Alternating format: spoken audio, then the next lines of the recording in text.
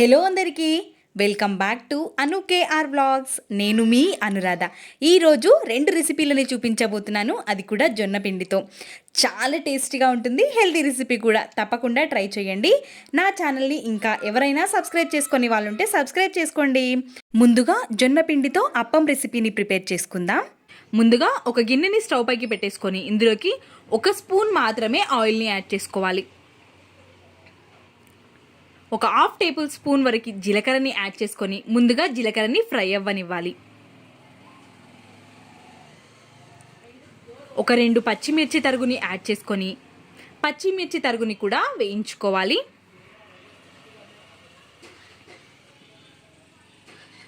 పచ్చిమిర్చి తరుగు కూడా వేగిపోయిన తర్వాత ఇప్పుడు ఇందులోకి 1 కప్పు వరకు మనం ముందుగా తరిగి పెట్టుకున్న క్యారెట్ తురుముని, 1 కప్పు వరకు క్యాబేజీ తురుముని, 1 కప్పు వరకు పాలకూరని, కొత్తిమీర కరివేపాకుని కూడా యాడ్ చేసుకొని కలుపుకొని ఒక 50% ఉడికేంత వరకు ఉడకనివ్వాలి.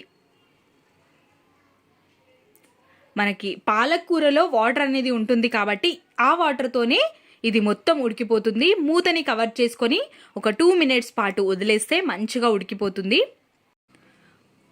2 మినిట్స్ తర్వాత మూతని తెరిచి చూసిన తర్వాత 50% ఉడికింది అనుకుంటే 1 స్పూన్ వరకు ఫ్రెష్గా పట్టి పెట్టుకున్న అల్లం వెల్లుల్లి పేస్ట్, రుచికి సరిపడా ఉప్పుని కూడా యాడ్ చేసుకొని మొత్తం మిక్స్ అయ్యే విధంగా కలుపుకోవాలి. ఇప్పుడు నేను ఇక్కడ 1 కప్పు వరకు పిండిని తీసుకుంటున్నాను కాబట్టి 1.5 కప్పు వరకు వాటర్ని యాడ్ చేసుకుంటున్నాను. వాటర్ మంచిగా మరుగుతున్నప్పుడు 1 కప్పు జొన్న పిండిని యాడ్ చేసుకోవాలి. మొత్తం పిండినంతా కలుపుకోవాలి. 1.5 కప్పు వాటర్కి 1 కప్ పిండి అనేది కరెక్ట్గా సరిపోతుంది. జొన్న పిండిని కొంచెం మనం ఉడకనిస్తాం కాబట్టి వాటర్ వేసిన తర్వాత కొద్దిసేపు ఉడకనివ్వాలి వాటర్ని. ఎందుకంటే క్యారెట్ తురుము 100% ఉడికేంత వరకు ఉడకనివ్వాలి.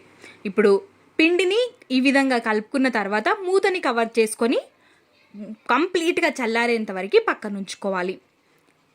ఈ విధంగా మొత్తం కంప్లీట్గా చల్లారిపోయిన తర్వాత పిండి అనేది ఈ విధంగా ఉంటుంది మెత్తగా. ఇప్పుడు పిండిని కొద్దిసేపు ప్రెస్ చేస్తూ కలుపుకోవాలి. మనం పిండిని ఎంత మంచిగా కలుపుకుంటే మనకి చపాతీలు చేసుకోవడం అనేది అంత ఈజీగా వచ్చేస్తుంది. కాబట్టి ఈ విధంగా ముద్దలాగా చేసేసుకొని ఒక ప్లేట్లోకి తీసుకొని చేతికి కొంచెం ఆయిల్ని అప్లై చేసుకొని ముద్దలుగా డివైడ్ చేసుకొని పక్కన ఉంచుకోవాలి. అన్నింటినీ ఇదే విధంగా చేసుకొని పెట్టుకోవడం వల్ల చాలా ఈజీగా అయిపోతుంది. మనకి ఒకే సైజులో వస్తాయి అన్నీ. ఇప్పుడు నేను తీసుకున్న పిండికి 5 అనేవి వచ్చాయి నాకు. ఇప్పుడు బటర్ పేపర్ని కానీ ఒక ప్లాస్టిక్ కవర్ని కానీ తీసుకొని దీనిపైకి 1 టేబుల్ స్పూన్ వరకు ఆయిల్ని యాడ్ చేసుకొని ఈ విధంగా స్ప్రెడ్ చేసుకోవాలి. ఎంతో తక్కువ ఆయిల్తో మనం హెల్తీగా ప్రిపేర్ చేసుకోవచ్చు ఈ రెసిపీ అనేది. మనం ముందుగా చేసి పెట్టుకున్న ముద్దని తీసేసుకొని ఈ విధంగా ప్రెస్ చేసుకోవడమే. మనం జొన్న పిండిని యాడ్ చేసాము కాబట్టి కొంచెం మెల్లిగా ప్రెస్ చేసుకొని తీసుకోవాలి, లేదంటే విరిగిపోయే అవకాశం ఎక్కువగా ఉంటుంది. కాబట్టి ఈ విధంగా మెల్లిగా ప్రెస్ చేస్తూ ఒక చేత్తో మనం పిండిని ఈ విధంగా అడ్జస్ట్ చేస్తూ కార్నర్స్ని పిండిని ఈ విధంగా ప్రెస్ చేసుకొని ఒక చపాతీలాగా చేసేసుకొని తీసుకోవాలి. నేను బియ్యం పిండితో చేసే రెసిపీని కూడా పెట్టాను, డిస్క్రిప్షన్లో లింక్ ఇస్తాను. కావాలి అనుకున్న వాళ్ళు ఒక్కసారి చూసేయండి. ఈ విధంగా చేసుకున్న తర్వాత ఒక ప్యాన్ని స్టవ్ పైకి పెట్టేసుకొని ప్యాన్లోకి 1 స్పూన్ వరకు ఆయిల్ని కూడా యాడ్ చేసుకొని చేసి పెట్టుకున్న చపాతీని వేసేసుకోవాలి ప్యాన్ పై. చాలా హెల్తీగా ప్రిపేర్ చేసుకునే ఈ రెసిపీ తప్పకుండా ట్రై చేయాల్సిన రెసిపీ. ఇప్పుడు పైనుంచి కూడా 1 స్పూన్ వరకు ఆయిల్ని యాడ్ చేసేసుకొని మంచిగా కాల్చుకొని తీసుకోవాలి. మనం జొన్న పిండితో ప్రిపేర్ చేస్తున్నాం కాబట్టి కొంచెం టైం ఎక్కువగానే పడుతుంది. మెల్లిగా కంప్లీట్గా కాలేంత వరకు మీడియం ఫ్లేమ్లో పెట్టుకొని కాల్చుకోవాలి. ఇంకో రెసిపీ వచ్చేసి జొన్న పిండితో ఉత్తప్పం రెసిపీని ప్రిపేర్ చేసుకుందాం. ఈ ఉత్తప్పంతో పాటు కొబ్బరితో పాటు పల్లీ చట్నీ చాలా టేస్టీగా ఉంటుంది. మీకు ఈ చట్నీ రెసిపీ కూడా కావాలి అనుకుంటే నేను వీడియో కింద లింక్ ఇస్తాను, చూసేయండి. ఇప్పుడు ప్రాసెస్లోకి వెళ్ళిపోదాం. ముందుగా ఒక గిన్నెని పెట్టేసుకొని అందులోకి 1 కప్పు వరకు జొన్న పిండిని యాడ్ చేసుకోవాలి. 1/2 కప్పు వరకు బొంబాయి రవ్వ, సూజీ అంటూ ఉంటారు కదా, దాన్ని హాఫ్ కప్పు వరకు తీసుకోవాలి. హాఫ్ కప్పు వరకు పెరుగుని కూడా తీసుకోవాలి. 1 కప్పు వరకు వాటర్ని యాడ్ చేసుకోవాలి. ఇవి అన్నీ కలిసే వరకు విస్కర్తో సాఫ్ట్గా అయ్యేంత వరకు కలుపుకొని తీసుకోవాలి. నేను ఇక్కడ తీసుకున్న జొన్న పిండి అనేది మిల్లులో పట్టించిన జొన్న పిండి. మీరు ప్యాకెట్ పిండినైనా సరే తీసుకోవచ్చు. మనం మిల్లులో పట్టించిన పిండినైనా కానీ ప్యాకెట్ పిండినైనా సరే తీసుకుంటే ముందుగా పిండిని జల్లించుకొని తీసుకోవాలి. జల్లించుకొని తీసుకోవడం వల్ల మనం చేసుకునే ఉత్తప్పం అనేది సాఫ్ట్గా వస్తుంది. కాబట్టి పిండిని ముందుగా జల్లించుకొని తీసుకోవాలి. పిండి మొత్తం ఈ విధంగా కలుపుకున్న తర్వాత మూతని కవర్ చేసుకొని ఒక 15 నిమిషాల పాటు పక్కన ఉంచుకోవాలి. 15 నిమిషాల తర్వాత మూతని ఓపెన్ చేసి చూసుకుంటే పిండి అనేది కాస్త చిక్కబడుతుంది. ఈ విధంగా చిక్కబడిన పిండిలోకి మనం ఏ కప్పుతో అయితే వాటర్ తీసుకున్నామో అదే కప్పుతో 1/2 కప్పు వరకు వాటర్ని యాడ్ చేసుకోవాలి. ఇంతకంటే ఎక్కువ మనకి వాటర్ పట్టదు ఇందులోకి. కాబట్టి చూసుకొని కన్సిస్టెన్సీ అనేది ఈ విధంగా ఉండాలి. మరీ లూజ్గా అయిపోయినట్టయితే ఇంకొక 2 టేబుల్ స్పూన్స్ వరకు రవ్వని యాడ్ చేసుకోవచ్చు. ఈ విధంగా పిండి ఉన్నప్పుడు ఇందులోకి మనం కట్ చేసి పెట్టుకున్న ఉల్లిపాయ ముక్కలు, క్యారెట్ తురుము, పచ్చిమిర్చి ముక్కలు, అల్లంని వెల్లుల్లిని వీలైనంత సన్నగా తరుక్కొని తీసుకోవాలి.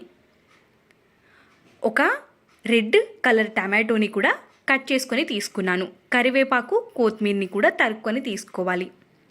ఒక 1/2 టేబుల్ స్పూన్ వరకు వాముని కూడా చేతిలో వేసుకొని నలుపుకొని తీసుకోవాలి. రుచికి సరిపడా ఉప్పుని కూడా యాడ్ చేసుకోవాలి.